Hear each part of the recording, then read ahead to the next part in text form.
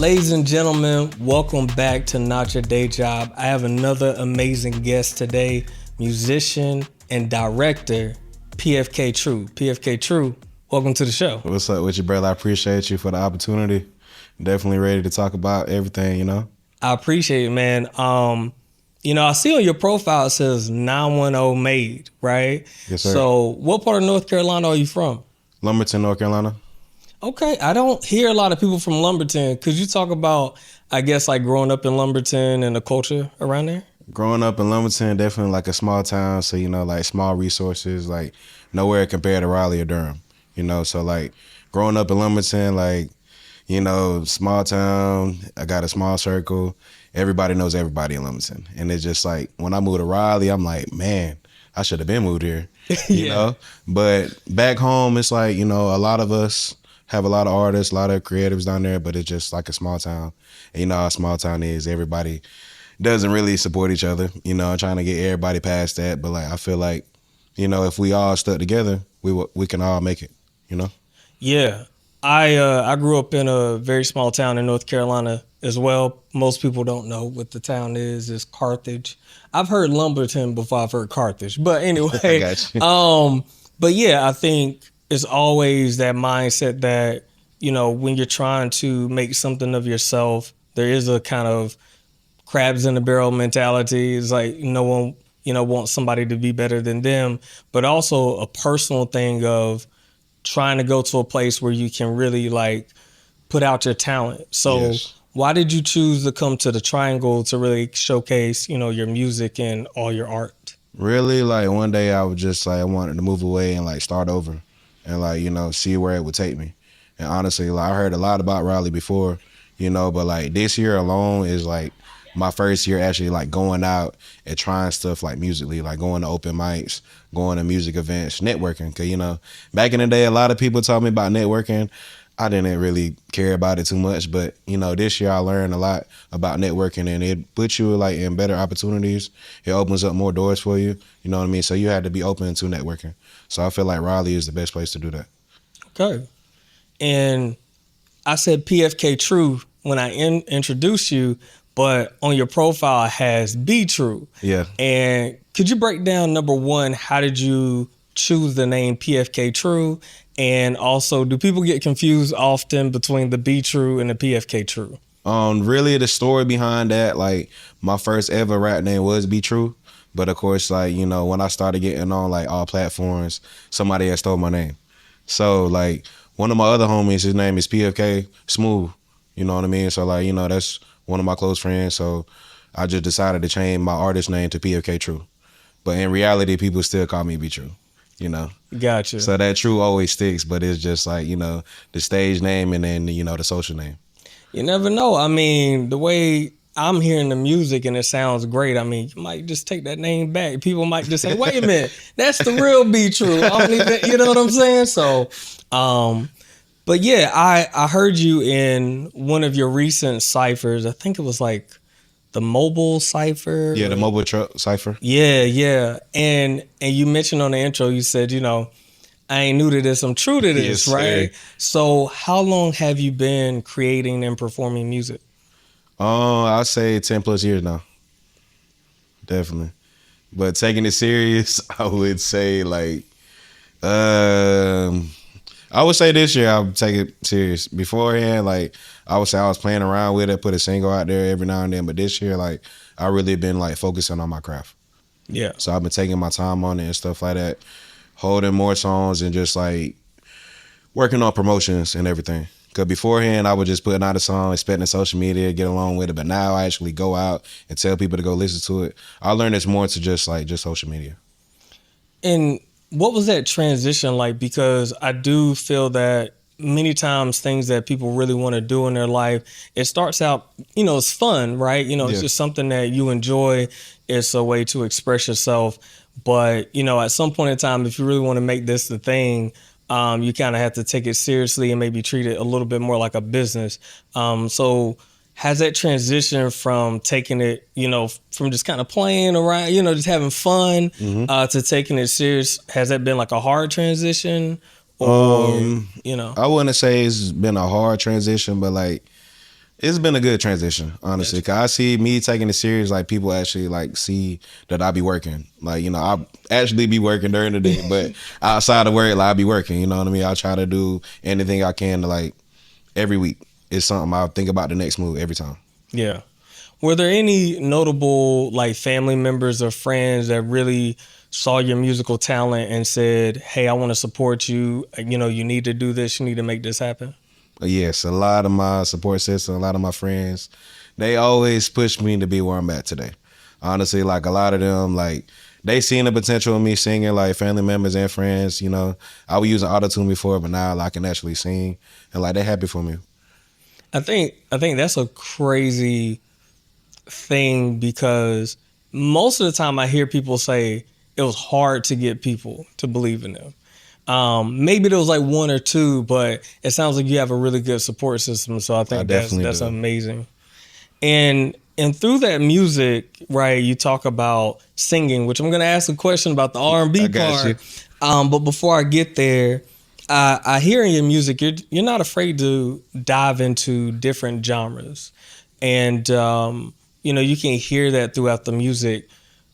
How important is it to not, I guess, constrain your creativity? I used to be comfortable with staying in the same sound and like doing the same songs just off like what I listen to. So like I've always been the type to listen to like every genre, but I wasn't the type to like try different genres. So like it's like one day I just woke up, I was like, you know what, I listen to all this stuff, why not try it? You know what I mean? I was like, let me try some R&B, let me try some alternative. You know what I mean? I'm trying to like expand my horizon, if you know what I'm saying. Absolutely. And what were some of those music influences you had growing up? I would definitely say Lil Wayne, Maroon 5, definitely Michael Jackson, Tupac. Like my mom definitely put me on all like every R&B singer you could think of, and my mom was a singer as well. My uncles growing up, they always put me on the rap music. My grandmother, she was a gospel singer, and my grandpa, he was an old soulful dude, so he always listened to like Sam Cooke and all that. So I listen to everything.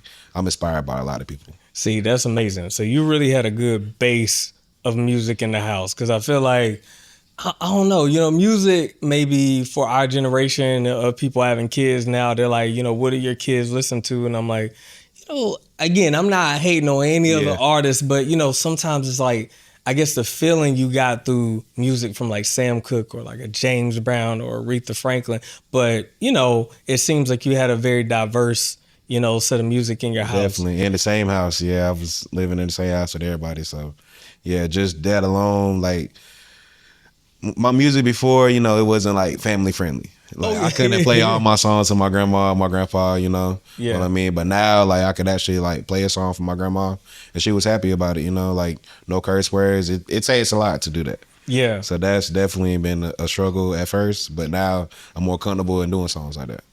And why did you feel like you wanted to make that transition for yourself to make more music that was, I guess, easier to listen for all ages? Because honestly, back in the day, I was really like doubting myself and scared to put out music like that. Get vulnerable in songs because I was scared of what people would think. But now, like I could care less. I'm just like, okay, I'm gonna dive deep into it because somebody might need this song. Yeah. Either it's like any age, so I try to make songs for everybody. Yeah. It's either you gonna go through it, you went through it, or just know like you can listen to me and I'll get you through it. Yep, absolutely. And before you talked about singing, right? Mm-hmm. Did you grow up also singing in church? You said, was it your grandmother was gospel singer? I wasn't Did singing you? in church, but I was definitely like singing behind closed doors. Okay. Like yeah, before like when I was a little kid, I had a high pitched voice. Of course, I was singing my ass off then. You know what I mean? But after that, when I like got into my voice that I have now, Yeah. I always try to sing, but like I wasn't pushing myself to that level. And like this year alone, like we all had to go through things that level us up. And honestly, what I went through, it leveled me up and it made me like become the great artist that I feel like I am now. Yeah. And, was it something natural as far as learning to transition into R&B? Because obviously I think the skill level between rapping versus actually hitting notes, Yes, you know, on way a scale, different. right, is way different. So did you really, you know, go by ear, teach yourself, or did you have someone help you along the way? Honestly, this time go around when I transitioned back in November, I was always doing like trying to do R&B, but like it wasn't to how it is now. So I was still using auto-tune, but like in November I did a song, I had my homegirl on it. She's always been a singer, but you know, I told myself I would have her on the song. So like the first song that I did, I let my mom hear it from the strength, and she was just like, "You need to stop what you're doing, go record that song." Cause she heard me, like she was so surprised because she never heard me singing like that. And like "Love Is a Drug" is like my first song that I actually like sung my soul out. Wow, that's amazing, man. That's Yes, sir. amazing. And are there any other genres that you feel like you want to explore? Definitely. Shout out Kama. I want to do Afro. Okay, okay, okay. I want to do reggae. I want to try some country. You know, I'm almost there, but other than that, yeah, I want to try everything. Like, you know, I want anybody to be able to hit me up for a feature. I Yeah, want to open my email up, be like, okay, I want a song from PFK Tru.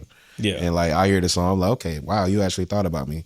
You know what I mean? So I'm trying to like just be everywhere. I don't want nobody to feel like they can't hit me up for a song. yeah.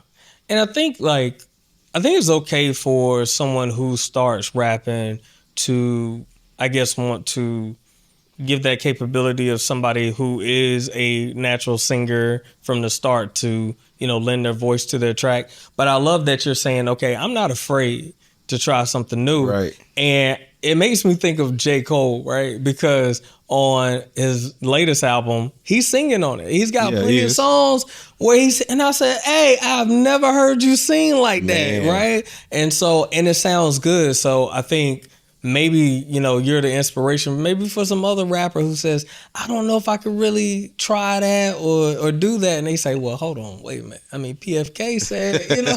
So I think that's amazing. I think that's inspiring for other artists to I kind of branch definitely out. get that a lot because, you know, this album that I just dropped, a lot of people were like, I did not know you could sing like that. Yeah, Like that was just a surprise for everybody. yeah. And, you know, talking about music and something that goes hand in hand with music is music videos. Yes. And you mentioned to me over 2 years you were directing music videos. So how was that, you know, expressing yourself through visual art? Honestly, man, it's so crazy. Just I've been thought about directing music videos before, but like, I never like took it serious. I never sat down and wrote a script. But like I feel like music videos definitely like help out songs. You can't have a great song without a great video. Because people will hear your song on the radio, they gonna want to see what you look like. They want to go see what you're working with.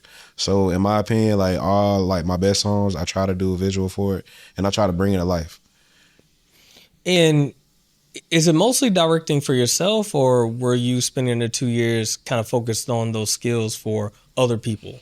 I am definitely trying to work on my skills for other people. I've had fellow artists on my videos, but I'm trying to be able to do like just direct videos for other artists too. Just not even just music videos, but even like short films, commercials. I try to do it all right now. Yeah. Did you find the process of, I guess, filmmaking and directing more challenging than Yes, music? I would definitely say directing is very stressful. When I write a script, some of the stuff is not gonna make it to the final cut because my longest shoot was like 7 hours. Ooh. 7 hours of just shooting scenes, and just like the week before I was writing the script, I'm like, okay, I want this in there, I want this in there, and then you know when it's the time is hitting in the moment, I'm like, okay, we actually got a lot done already.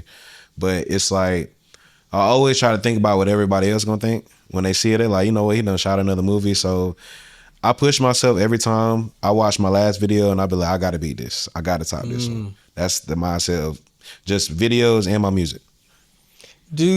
You talked about, you know, thinking about what some other people think. But it sounds like, you know, at the end you just said, no, I'm trying to beat myself. Yes. Right. And so, you know, are you one of those perfectionists or you kind of give yourself a little bit of ease Definitely, in the process? I would give myself some ease, but I definitely would say I'm a perfectionist.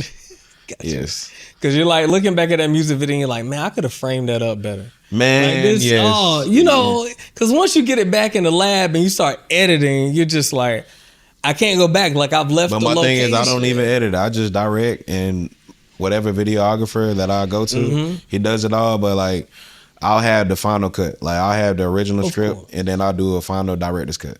Yeah. Yeah. See, that's amazing because I mean, well, I edit everything and it's a lot. I So know. I couldn't imagine that. You know, one day I am trying to get there to the point of get my own camera and start editing my own stuff. But for now, like just being a director, any videographer I have, you know, I try to be on the same page with him. I try to make his job easy. Just like he making my job easy, making my vision to come to life, and he just working with me to do it. But I think that's what you need anyway. I mean, Yes. in the industry at the highest level, Definitely. obviously the artists might have their hand in obviously the production, the vision for what they're going for, but you know, you need that community. So, you know, how valuable is community to you, you know, as a musician? Community is definitely valuable. Like my community right now, like man, I love everybody that I met in Raleigh. You know what I mean? They push me to high levels, definitely. Yeah. Like, I have a lot of people that I met this year alone that believe in me the long way. Yeah. And speaking about you know, inspiration, we got to talk about Life Been Lifin', right? I got you. Right? So, new album out, Life Been Lifin', and you also mentioned that you've been away from the stage for 5 years. 5 years. I mean that's a long time out of the spotlight. So, Man. could you talk about the inspiration behind the album Life Been Lifin', and also why 5 years? Honestly, like 5 years, I was just, you know, I was scared to get back on stage. I was just, you know, just trying to promote it more on socials. But I'm like, you know what? You got to get back on stage, man, because you know, get your reps back in, you know, get your strength back up, and do it. You got to get your face out there. I learned that. You know what I mean? Since I've been doing hop back on stage, it's been a different feeling. Yeah. And just life been lifing. Man, we all go through things, and when I was thinking about my comeback album, I just like I had to have the right title for it. And when I came up with a title, I just knew to myself I had to have a great album that has like life situations. Yeah. And I think the album really speaks to all of that. Me personally listening to it from top to bottom, no skips. I want to hit a story. And I think I didn't know about 5 years away from the stage, right? And once you told me that, and then I listened to that album, it just all went hand in hand. Yeah. Because you have a song on there called Judgmental, and I want to get this right. It sounds like you're addressing like critics and some people who think like you fell off, right? Definitely. And so how important was it to stay true to yourself and, you know, kind of tune out the noise? Honestly, like I always been the type to try to like mute out the noise, but just staying true to myself always in life. Like no matter what I'm going through, I might shut off sometimes, start talking to some people, but I might isolate myself. But when I come back, I come back. I come back stronger every time. And that was just like when I made that song, that was just to like bring it to the light. You know what I mean? I like to vent to the mic. Honestly, like I don't really vent to a lot of people. I do to some of my close friends, but venting to that mic just hit different because I know somebody else gonna need it. Yeah, and you talk about even with singing, right? You were singing in like your bedroom, mostly to yourself. People didn't know. You talk about 5 years and just being kind of, I'm not sure it's the right time, you know, to come back to the stage, but I feel like there's so much strength in this album. Like it sounds very vulnerable. It sounds like you are putting yourself out there and saying, hey, I have flaws, which you mentioned on the song Downfall after Judgmental. And I love those two songs back to back. I appreciate it. Because you say on there, you know, accept me, you know, for my flaws. Accept me for my flaws, definitely. But also, I don't want to be like y'all. Right. So there's this confidence in I don't want to be like y'all, but also I would love people to accept me for my flaws. Definitely. Nobody's perfect. Do you find that this album was therapeutic for you in a way? Definitely. I started going to therapy, so that really helped me out too. Look, hold on. Let me clap it up. Look, black men going to therapy. Okay? I'm just saying out there. Sir, I mean, man, look. Don't sleep, man. We all Yeah. need it sometimes, you know. Absolutely. I And mean, it helped me. It helped me write this album, honestly. Like, you know what I mean. I was holding back on a lot of stuff, keeping it bottled in. It's not good to keep it bottled in, so I just had to let it out. yeah, I think that's super important. I mean, even your album, listening to CJ Monet, want to shout you out. Confessions of a People Pleaser. Definitely, I love it too. And I think that's what really makes music hit to the soul. It's really what connects us to the music. I know there's a lot of debates over AI music out here and really lacking the soul, and you just can't recreate human experience. You cannot. Yeah, you just can't do it. And what I hear through your music is just a person who said, "Hey, I've been through some things, and that's okay. I'm human. It doesn't make me weaker. It doesn't make me less of a person. We all go through it, and I'm gonna put my heart out there and show y'all." And I think that can be an inspiration for somebody going through the same thing. Man, that would definitely. I would say that is definitely the meaning behind the album. Life been life, and that's the most common thing people say. Yeah. People like, "How's life going?" People would say, "Life been life," and I'm like, you know, I say that all the time myself. So why not call the album that? Absolutely. And when I was just making it, hearing the beats, I was just like, man, you had to have a song for about every situation in life. Yeah, you need to. Did you also wait a minute? You said you made the beats. Did you make the beats? No, I didn't make the beats. I didn't make the beats, but when I chose all the beats, like I knew, like beforehand, like anytime I do an album or project, I always go ahead and pick all my beats first. Okay. And then sometimes I will have titles already written down, and I'll just put it with a song. Most of the time, I record songs, don't even know a title. Yeah. On this album, a lot of people help me with my titles. Yeah. Yes. And could you talk more about your creative process? So you choose the beats before you make a whole album, but like, could you give us more insight into like not only beat selection, but I guess like songwriting process, things of that nature? So my uncle that passed away a couple years back, he was an artist too. You know what I mean? He was a rapper, and he had seen the potential in me when I was young. You know what I mean? But he always told me, like, when you're doing albums, always have an inspirational song, have a song for the girls, have an R&B song, have a hype song for the men, you know, have a club banger. Yeah. And that's always been my process of making any project now. Yeah. So, RP to my uncle, but he definitely inspired me to that. And what would you say is your favorite song on the project so far? Man, I kind of knew you were going to say that. You know, I gotta, knew you were going to say that. Can I pick at least like 3? Go ahead. Yeah, absolutely. I would say Love Is a Drug, definitely. That's like been my fan favorite. And like, why? I want to. Man, Love Is a Drug. I was going through it when I wrote that song. Gotcha. I shed tears writing the song, I'm not gonna lie to you. So That's how you know when anybody go listen to that song, just know, I was going through it, but you will feel the pain in my music. Yeah. So Love Is a Drug, definitely. That was my first R&B song. I was singing to everybody's soul. I was singing to my own soul. Then after that, I would say Private Room with Comma. Definitely same type of time. Like, I was going through it, and I'm like, you know what? I'm gonna just give people the R&B that they really want. Yeah, I'm gonna try to bring R&B back for my generation. Yeah, because we don't really have that nowadays. That's true. Yes. And then my third one would be Back and Forth from my homeboy ABU stuff. That's one of my friends I always been doing music with since like rapping in the closet, in the building, and everything, like SoundCloud days. Like, that's one of my day one brothers. So me and him definitely have a lot of songs in my catalog. That's crazy, man. Just to be able to create music with people you started out with, man. Yes. Because I feel like a lot of people start from high school in the lunchrooms, beating on the tables, man, playing the it was clips something beat, like that, something like that, you know. And I know a lot about the closets. I was the house that some people came to. Yes. I had my little my Fruity Loops plugged up. Man, XYZ, tell me about it. Yeah, that's what I was on. Yes, sir. Man, those were the days, man, for sure. But yeah, amazing album. Just want to give you kudos on that. I appreciate that for sure. You know, after the last song plays on that album, what feeling or emotion would you want a listener to take away from that album? Honestly, the same thing you said, man. Honestly, when I dropped the album, my phone was blowing up. Like, I never had, this is my most anticipated album in my whole artist career yet. Like, I feel like when I dropped the album, I dropped it a day early just to inspire people. They text me, they say, you already dropped it. listen to the whole thing. They said no skips. When I woke up Friday morning, I woke up to a lot of great texts about it, and they said I could play it straight through. This was an amazing album.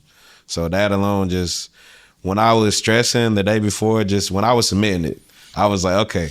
I told everybody 12 songs. I've been saying 12 songs for the longest, but I was like, you know what? I think I could do 15 if I have great songs. Yeah. I had to stop doubting myself. So Yeah. some of those songs are like 2, 3 years old. Some of them like a year old. And I was just like, you know what? I'm going to still put it out there, do 15 songs, put out a great body of work to just keep promoting it. Yeah. I think many times we doubt ourselves, right? We're our own biggest, critic. And then next thing you know, like we finally press that button and you see all the love that comes out. Of course you're going to have haters. There's some people, X, Y, it's Z. already, that comes with it.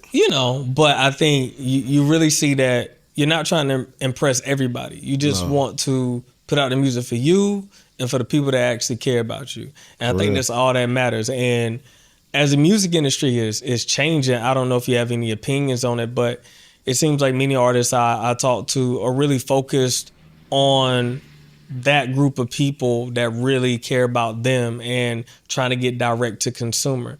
It seems to be that we're kind of trying to shift a little bit away from the streaming platforms that pay you pennies and trying to say, hey, if I drop a project, if I got a CD out, it's $5, it's $10, it's $20 for this. It's like those people are always going to go directly to you. So do you have any opinions on kind of the music industry and how you've seen that over time? I feel like the music industry right now, man, is really lame to me. I'm not even gonna lie. Like honestly, I don't even listen to like mainstream artists right now. Like I honestly, like shout out to all the local artists. I listen to almost every local artist right now. I met so much this year. Like I'm like, I did not know it was that many artists in Raleigh. You know what I mean? So yeah, I listen to a lot of rappers, a lot of singers in Raleigh. Shout out to all of them. Like I be riding in my car listening to them all day. I be playing them at work. Just promote them. And look, we got the emergency crews going by, so we're just gonna pause for 1 second because they get loud. We pray everybody's all right. Yeah, I hope they all right. We good. That's what comes with being in like a glass studio setting. I said maybe eventually over time we'll get to a place to where it's like more closed in. But I love this place. Shout out to the owners of yours, Durham. But yeah, getting back to that, I definitely see that a lot of people don't like where the industry is headed, but I think it's a positive thing because now it has pushed so many artists to go direct to fans, and they realize like that's where the love is, like it used to be. None of the labels making the gimmicks in between. Right. You get directly to the people that really care about you. I feel like it's just a lot of industry plans. They just going for the trends, TikTok songs. Like I feel like that's the main trend right now. It's like, where is the real music at? Yep, exactly. You talked earlier about coming back to the stage after 5 years, right? Yes. And have you planned like your first date coming back with the new album? Beginning of this year, my New Year's resolution, I had planned all of this. Okay. Like New Year's, I was chilling at one of my friends' house, and I told myself, like, man, this is a new year. You got to start off fresh, but you got to do the right thing. You got to really chase what you want. Yeah. And I feel like I manifest a lot of things that's happening right now. We only 5 months in, and I feel like I knocked out a lot of my milestones that I always dreamed of. Yeah. I think that overcoming those fears, getting back on stage, now you got this response out there. I'm looking forward to seeing you on more stages because, there's a lot of events happening in Raleigh. There's a lot of people throwing events and having local artists on there. So I think we'll be looking forward to that, man. Definitely seeing that. My first time on stage, I was definitely nervous. Yeah. I was like, okay, I'm doing it again after 5 years, Had to get warmed up, but the feedback that I got, like, they were like, nah, there's no way. Like, I heard your song, like, it feel like you've been doing this. I'm like, nah, you wouldn't even believe it. Yeah. And then after that first time, I try to go every week. Any open mic, any like event that I see that having like a chance for artists to hop on, I'm gonna go do what I gotta do. If it's fresh off work, I'll bring some clothes, I'll do it. Yeah. Like, you know what? I'm just trying to get my face out there. Now, after 10 plus years doing music, do you have any valuable advice you would give to any other artists starting out? Honestly, man, I would say just keep going.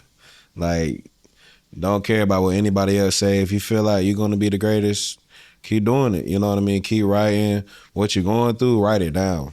Like, if you feeling real down, man, put it in a song. Like, I had so many of my friends, they were like, bro, I know you're going through it, but when you do this, you make the best songs. And my support system never lies. So they be like, bro, anytime you go through things, you make the best songs out of it. Yeah. So I would tell anybody, like, if you're young, like, even if you're older, like, you know what I mean? It's never like a deadline for it. Like, I'm 28 right now, you know. I thought by the time I turned 21, I'd be famous. You know, I'm not famous yet, but, you know, I'm still chasing my dream. I love that because a lot of people think age is like this cutoff. Yeah. You can't do this anymore. And of course, it's not true. I mean, there's so many people as far as if somebody wants to be wealthy at something, Right. There's so many people that didn't get wealthy until they were 50, 60 It takes years old, time, yeah. right? It takes time, but it's just consistency, you know, keeping all the hate behind you and just Right. saying, look, walk your path, do what you need to do because, you know, those people that are hating on you, they're not worried about you. They not. They're not worried about you. They're worried about their own path. They might be hating on you. Yeah. I said, but they also trying to do what they do. I said, you just got to go block them out. I'm like, and many times I see that people who really show love and have that community, you end up rising above those people. Not because you're trying to prove something to Right. them, but you just doing you. That's already has how it's been. Like, I feel like since my album dropped, I felt a big shift. Yeah. Like, in a lot of things, like, my life just started transitioning. This Yeah. year alone, it's just like, so many people hype me up. They're like, I see potential in you, man. You know, like, I have a lot of great people that be motivating me a lot, you know. And then those phone calls, those people that was like, I ain't hitting you back. But now it's like, hey, what's up, bro? Yo, PFK, you know, I heard.